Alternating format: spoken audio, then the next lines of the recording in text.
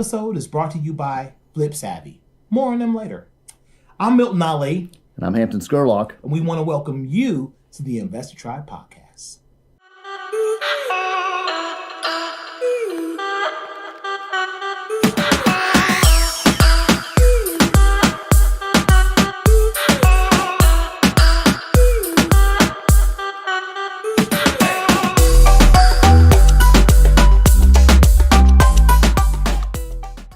I think we did an episode when we first started the pod, and we talked about how we lost $80,000 so that you don't have to.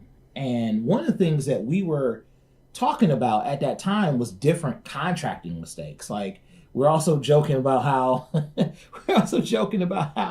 this guy had lost their like fourth grandma or third parent in the last 6 months as an excuse to get out of doing work, right? That put us way behind, and we're not heartless people. It put us horrifically behind. Today, we're going to talk about some nasty tricks.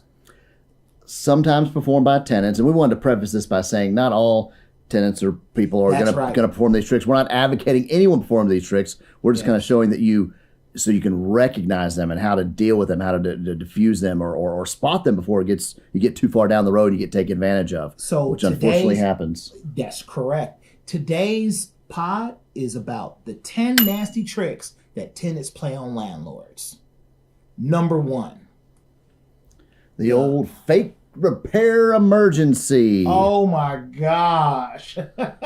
So the tenant is going to report or exaggerate or fabricate a repair issue to delay rent or to avoid eviction.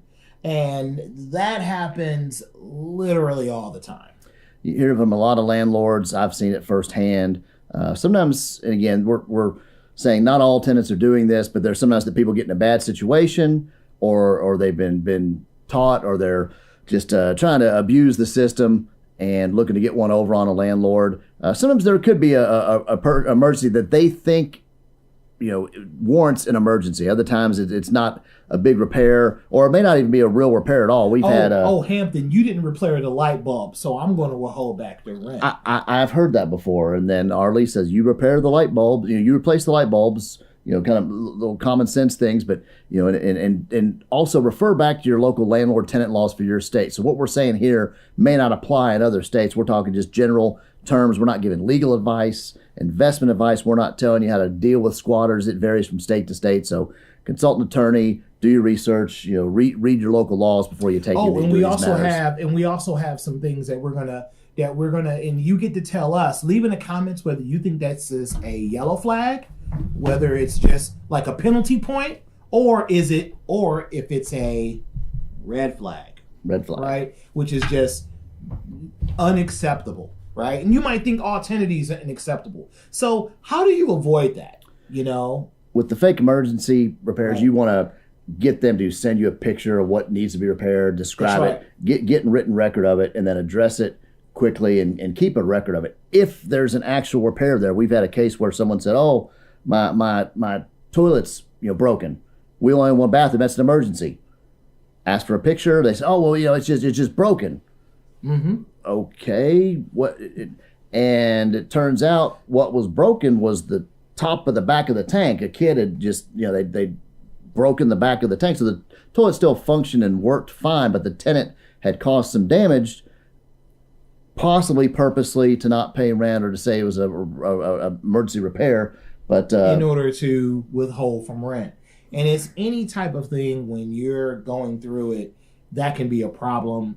Always have great property management or keep very good records so that if you're ever in a situation where it turns into a courtroom or a legal issue, you have documentation. I think that's what we're trying to communicate, is document everything when it comes to that, when it comes to how you care for your rental property.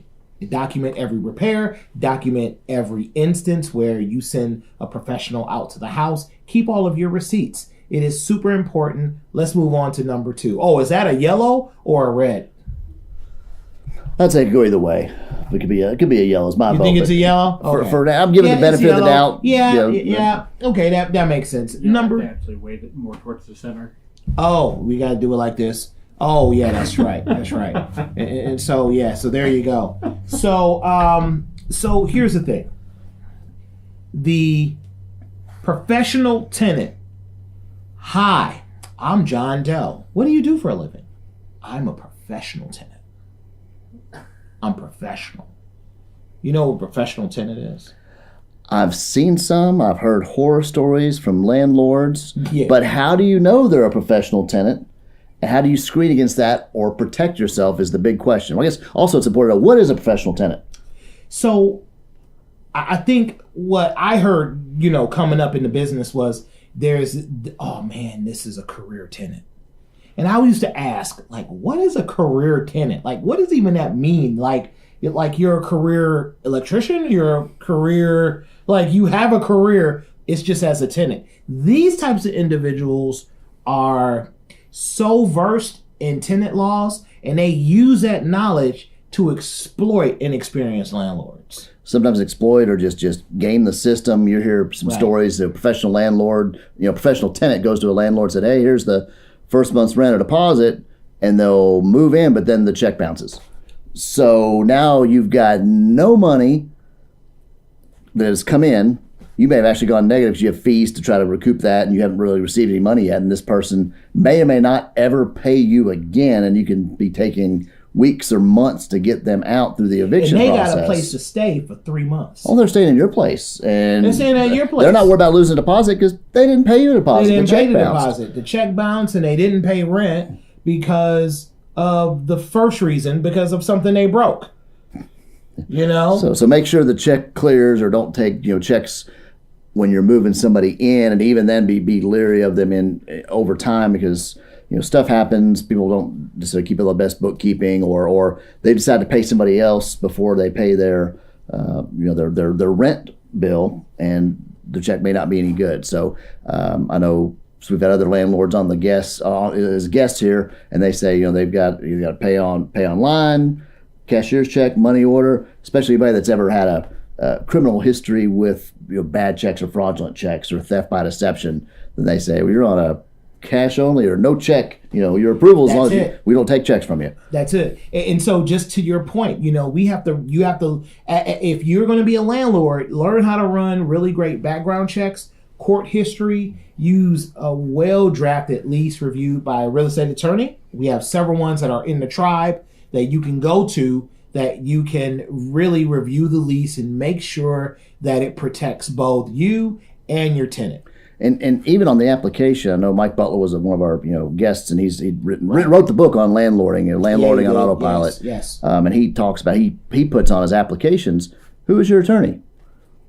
And it's a question to look for some information, because if they don't have an attorney, never dealt with an attorney, then if they're telling you the truth, they're probably not a professional tenant. But if they say, they list 2 different attorneys, or their attorney, and they say, how do you know Mr. Shapiro? They're Jim has represented me on lots of cases over the years. You're like, oh goodness, well Jim has litigated, or this tenant is sue happy, and I don't want to be anywhere near this person when they've got too much time on their hands and they decide to sue me if we need to evict them for somebody, or we try to raise the rent 2 years from now to get up to market rent, and they're going to want to go crazy and scorched earth, because they don't think it's right that they're paying market rates, or that the prices have changed and we're trying to adapt for it. Right. And you know what? There is so many different ways of people that's trying to just get over on landlords, and I think it kind of upsets me a little bit, because quite frankly, I'm upset with how the game is played. That's why I hire property management. Bottom line, you know what I'm saying? And so I think it's super important to be able to do just that. We want to shout out our socials, right? You can find us on YouTube, Facebook, Instagram, X, and you can find us at INV Tribe on everything. That's INV Tribe on everything. Back to the show. So number 3. Oh, what was the flag there? Oh goodness! I think The the professional yes, that's a that's- big red that's a flag. big Just red flag, stay man. far away. Stay away. Check. Do the background checks. Check That's their right. rental history. Contact the previous landlords. Make sure that who you're contacting is actually the previous landlord, not their friend or sister or family member. So there's different ways you can do that or check on that as well. But yeah, just avoid those professional tenants because it will just make your hair turn white and stress you out. Quite a bit. I know. That's how my hair is white. Oh, is it? That's how my hair is white. Okay. I mean, didn't notice. Hanging out with y'all and Real estate. Yeah, hanging out with. Well, you are 24 years old now. Real estate. Yeah, I'm 20. Yeah, I'm 24. And literally, man. I mean, but real estate sometimes can be stressful in that way. And you know what else is a stressful thing is that when someone doesn't pay their rent. Like I had a tenant that, so I had a tenant didn't want to, or they were trying to pay their rent, but they were having job issues, okay?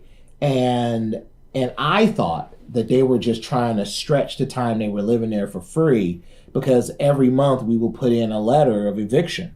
When you don't pay on the 2nd, the letter of eviction goes out. No questions asked until you pay. And that's important because some people use what is called as the rent stretch scheme, where they're out here trying to live. They pay partial rent, okay? Or they pay their rent late and they pay a late fee but don't pay all your late fee. So it's a partial payment still, right? Gotcha. I had a lease on I inherited this, okay? So don't be coming for me.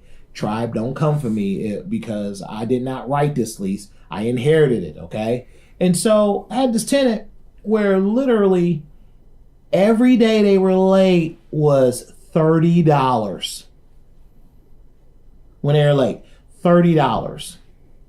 And after several months, I think I was on the phone with a real estate attorney, and he was like, I don't think that's a good idea, Milton. I think you need to change the terms. I was like, why? Because they're paying me. He was like, because a judge is going to look at you crazy. You gotta be fair and reasonable. Yeah, you got to be fair and got to be reasonable. But the late fee literally was going to be more than the rent after several days. I mean, that would just be bad, right? Well, there's that balancing act that if you don't have any penalties in there, they're going to pay someone else that has penalties that hurts more. That's true. So you'd be last to be paid. So and your housing is the most important thing. Yeah, you need a roof over your head. You need shelter. You do need a roof over your head. I mean, nothing else matters if you don't pay your rent, right? And so how to avoid, all of that with people giving excuses month after month after month after month. Like, how do you avoid all that? Yeah, document everything. You talk about sending the eviction or the late notices. Right. Sometimes you can even you could reject payment, refuse payment. Say, hey, if you don't pay in full, I'm not gonna, because if you accept payment in many states, you've got to restart that eviction clock. I remember you telling me that. I remember when I first started out, you were like, look, if you take that payment, then you're starting the clock over. You're starting the clock over, and you can't really make any moves. So why did you waste the time paying for the 7-day letter or getting all that stuff started when you accepted payment? And I was like, darn it. and that kind of leads into something else. The tenants, sometimes there's the rent stretch game. Sometimes it's life things happening. Other times it's, they were late 1 month and not, penalized, or they heard from one of their friends, you just have to pay your rent in the month that it's due. No, it's what's in the lease, not what someone's friend says or thinks. Big time. We've had tenants say, well, why am I paying my June rent on June 1st? I haven't even used the house yet. Because that's what's in the lease, and you pay in advance. It's not, you don't pay it at the end or after it's done, because then what would we do if you didn't pay? It's right. Right. And so I do think that there is another one, and this is not, this is something where somebody's running another business out of your house. Now, look, if you're, like, there's legit uses for when you're renting out a property. What's this called? What's this strategy called? I like it. Oh, man. The sublet shuffle. You know what I'm saying? And so it's a sublet shuffle here. And I think, I mean, that's not a dance. It's not a dance. It's not trending. It's not on TikTok. but it's the sublet shuffle. And Do the what is that shuffle. Maybe it's trending now. We're going to start something. Yeah. And so the sublet shuffle. So basically, the tenant is secretly subletting the property on short-term rental sites without permission. So they're literally Airbnb-ing your house, or they're running some other illicit type of dynamics going on within that house. I think you had a tenant that was just like doing all kinds of crazy stuff that was kind of caught up, but he paid his rent though. Yeah, he paid his rent. See, I like that. He had his priorities straight. He had his rent. He was in jail but he still paid his rent. He did.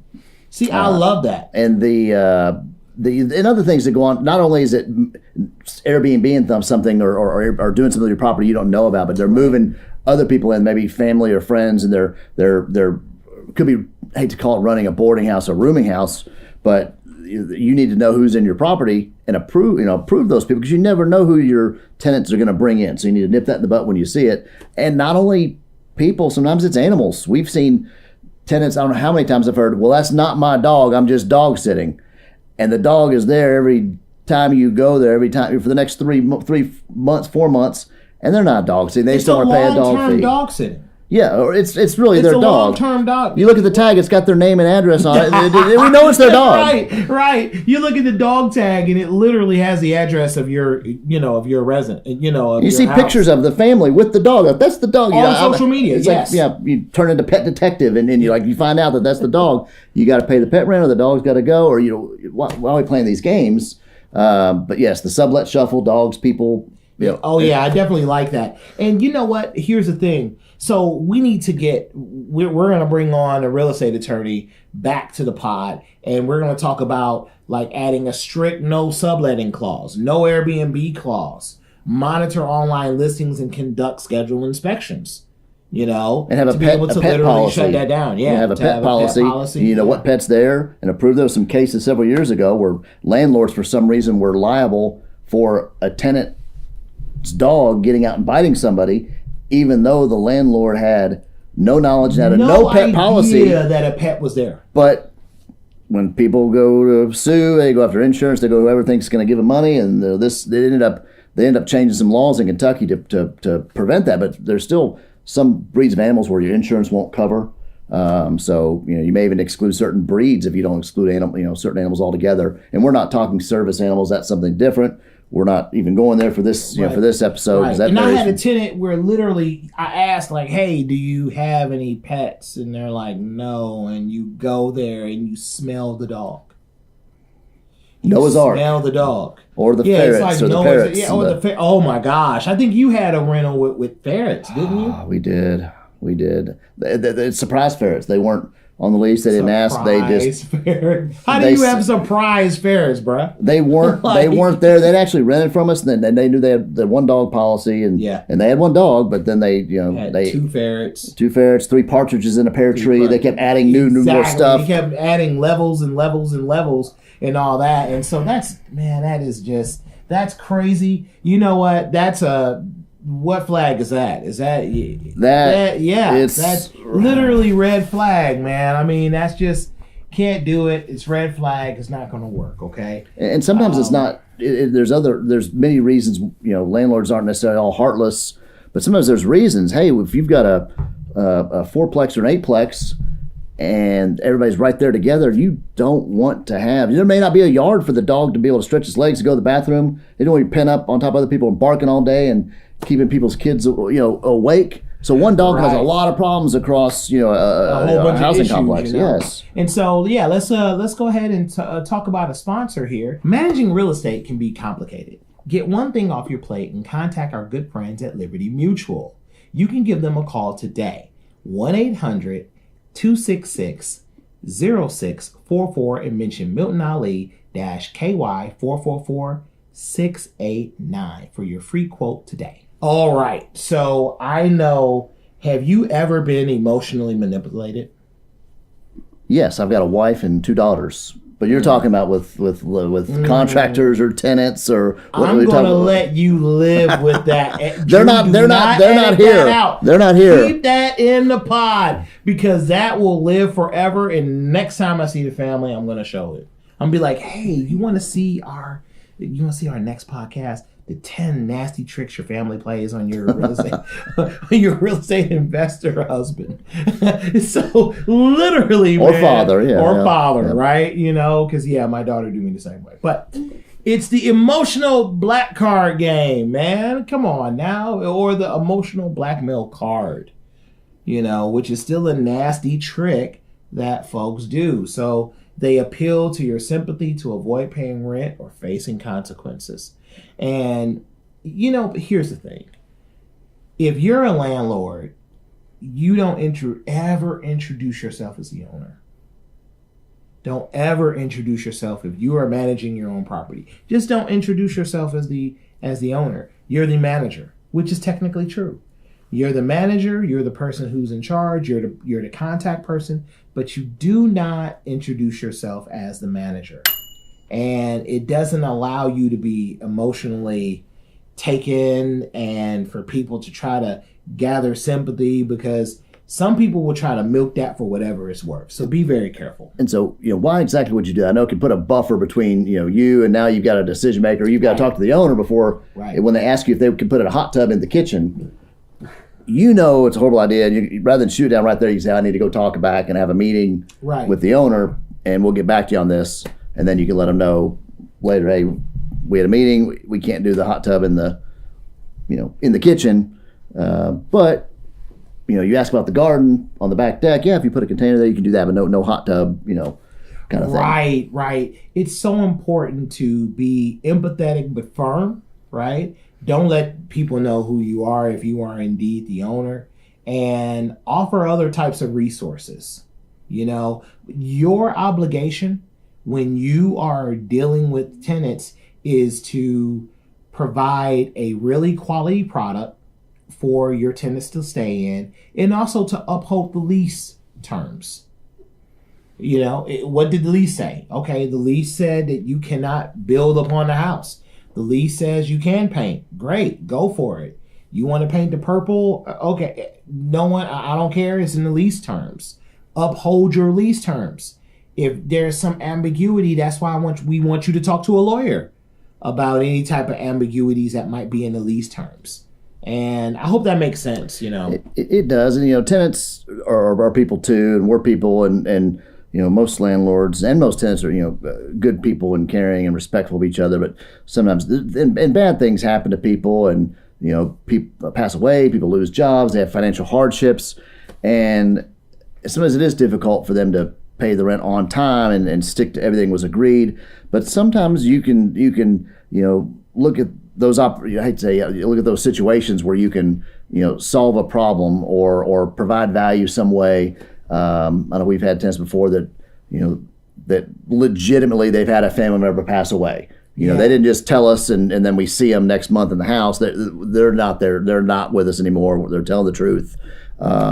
Versus some of the contractors and other things we've seen where the moms and grandmas have died 4-5 times and they can't work. You know, but it makes it difficult for you to have sympathy. It does. It really does make it, you know, and that's what I don't like about managing. That's why I hire property managers, because I don't like what that brings out of me. The fact that, you know, I'm having a hard time appreciating the fact that there is a death in your family, because why are you telling me that? You're just telling me that because you won't have my money for rent. And I heard a tip, and I thought this is a really good way to do it. And I've socked away. I've asked or used it before. Yeah. And if someone said, you know, my mother passed, and I said, well, you know, where are the arrangements being held? I'd like to send an arrangement, I'd like to send some flowers.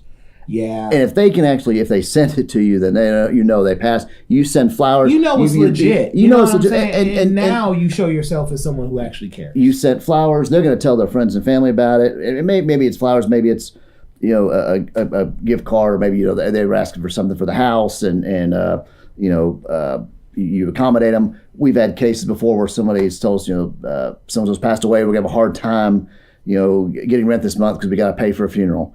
And then we'll talk a little more. Well, what can we do? You know, can we do half a month this month? But it's time to renew the lease. How's the income going to be affected? Do you want to stay? You want to move to one of our cheaper properties, smaller properties, or you want to stay where you are? And we redo the lease at a little, you know, higher amount. So we're making up for the amount that was lost during their transition time where the income's lower. And other times there's been cases where they're going to have life insurance money and they're able to pay for a funeral, and they say, well, hey, could we prepay the rent for the next 5-6 months? Sure. Yeah. We'll give you, work with you on that, and, or do that, or we can apply it for the next, year worth of rent. You pay half the amount of rent for the next 12 months rather than nothing for 6 months and then the full amount for 6 months. So you see what works with their budget. Right, and try to because be firm but fair. Because in your tenant, because in your mind, so just kind of put it in the mind of someone who is just living their life, like, my father had passed away and I still paid the mortgage that month. Like, it did not stop the mortgage from being paid. It created some other type of expenses that I incurred to help and send money back home to get some things addressed, and I totally get that. However, it did not stop the rent from being paid. Most emergencies do not stop your rent from being paid. I mean, now, are there exceptions to every rule? Of course there's some exceptions. Of course there's going to be issues. If there is a natural disaster, then that's going to create some issues. However, most of the excuses are just not, are not rising up to the level of you shouldn't have the rent when it's due. Because most people like yourself, and you're living your life and you pay your mortgage every month, things happen in our lives, but very few things can stop us from paying the mortgage. It would have to be something like, oh, okay, well, hey, it would have to be something really big. And so I really think that speaks volumes to some of the nasty tricks. So is that emotional blackmail? Is that more red flag or yellow flag? I'd say it's yellow. That's a little bit on the yellow flag that can turn easily into a red flag if you're not careful, right? Speaking about flags, we got a green flag. Tell us Yes, we do. Yes, we do. And so are you ready to flip your first house or finally flip one the right way? Then join us at Flip Savvy, Louisville's top real estate flipping workshop, led by yours truly. I am an award-winning realtor that sold over 200 homes in the local Louisville area, and I teach you how to find, flip properties for maximum profit using our methodology and frameworks. And visit flipsavvycourse.com. That's flipsavvycourse.com to learn about the next class that's coming up today. All right. So this next topic, I want to lead into this because my friend, I don't know him that well. You know what? Where's the red flag? It's right here. I'm going to hold on to it so you don't get to hold it. You get to hold on to it. I'll call this one the shaggy flag. There's the shaggy. It wasn't me. The damage is the damage denial. It wasn't me, or it was already like that, or it's normal wear and tear. Right. The tenant moves out and claims any property damage was pre-existing, or it was ordinary wear and tear. And ways you protect yourself with this is you have move-in inspections, and you have videos and pictures, and you have them sign that everything was in good shape, everything was in working order, the utilities were on, the light bulbs were in, the appliances all worked, no windows were cracked, broken, chipped, anything. So then when they move out, and then you go back and you take your pictures after they moved out or while they're moving out, and you see, this window is cracked right by the back door is scratched all up because the dog was trying to get in or out. These are things that weren't there before, and it was messed up when I moved in. It was a brand new door. It was messed up. We just built the house. Nobody lived in the house before you did. We know there was nobody before you. You can't claim Shaggy. It wasn't me.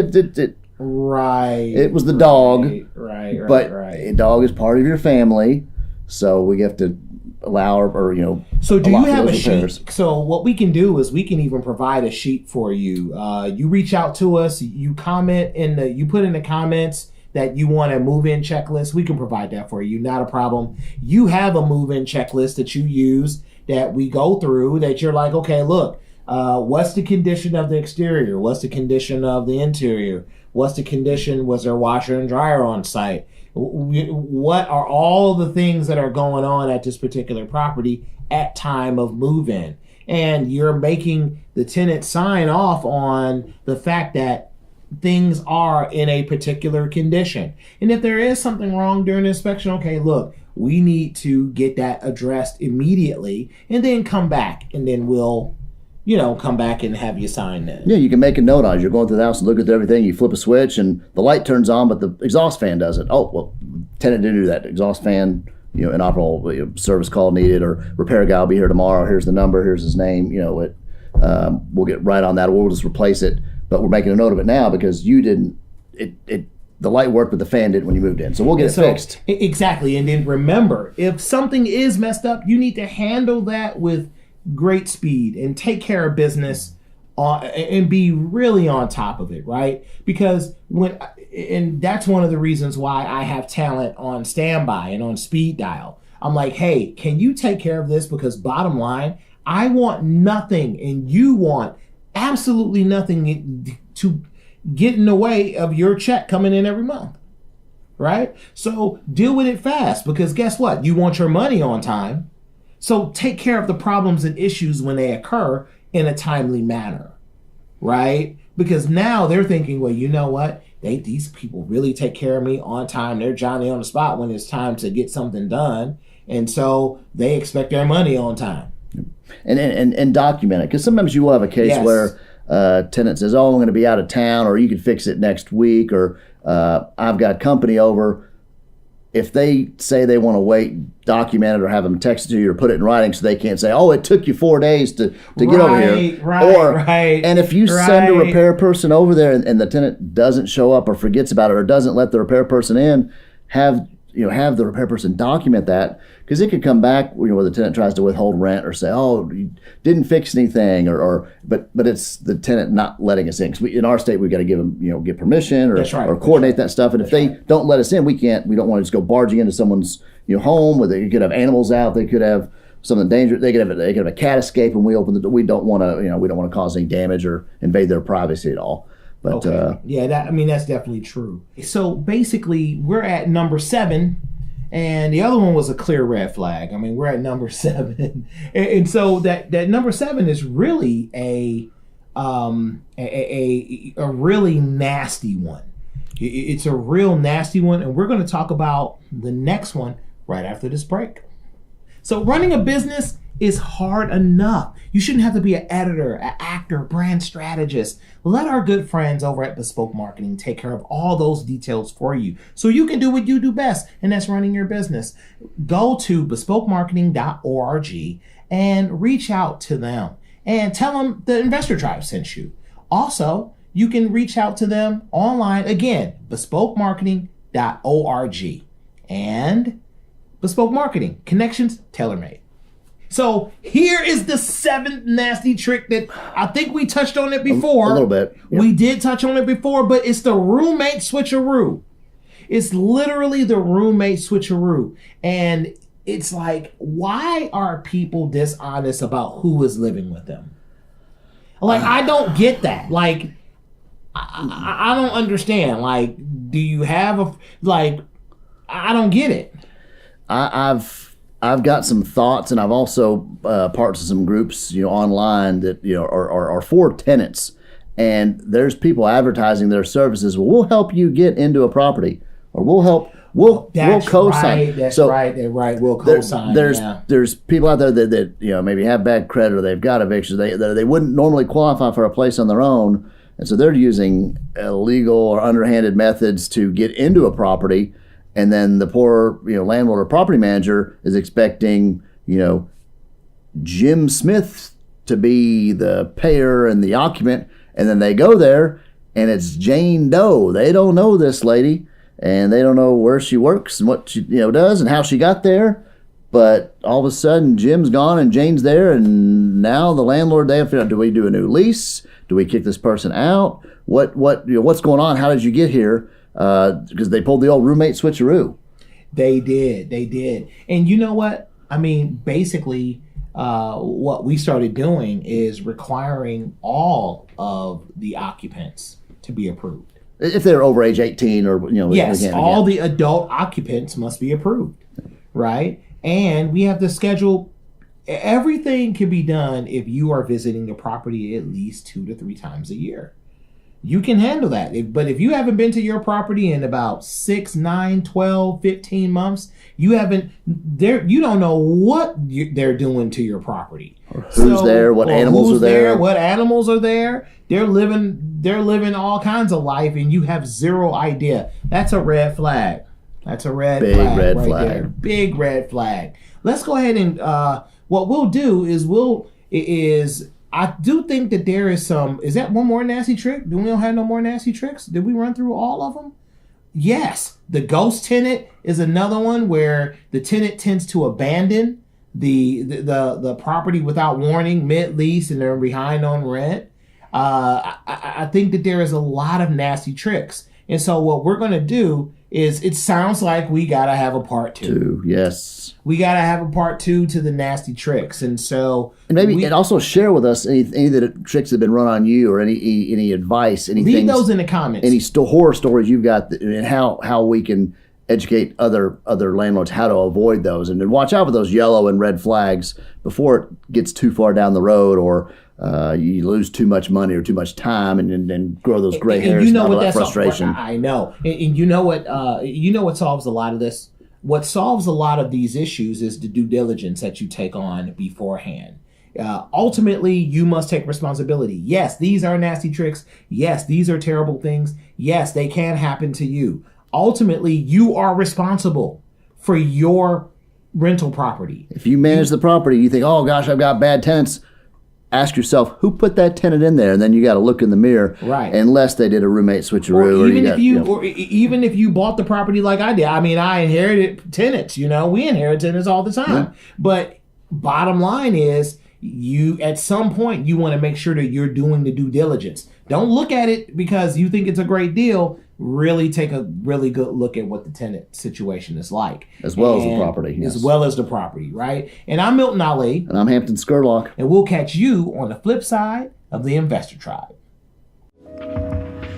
The Investor Tribe podcast is brought to you by the Investor Tribe, all rights reserved, featuring Hampton Scurlock and Milton Ali, executive producer Drew Cookenmaster, produced and distributed by Bespoke Marketing.